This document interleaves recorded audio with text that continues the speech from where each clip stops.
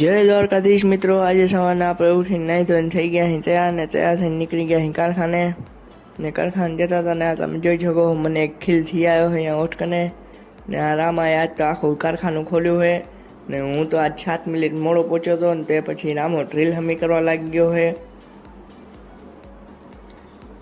રામુ ચાચો આપણો છે ખતરનાક, ડ્રીલ હમી કરી નાખી ને તે પછી આ પાર્ટેશન જોઈન્ટ કરવાનું હતું આપણે। હું પાર્ટેશન ચાલીને ઊભો હું ને એના હજી ટકરા કાપવાના બાકી ને અડધો જોઈન્ટ કરીને મને જલાવી દીધો હોય।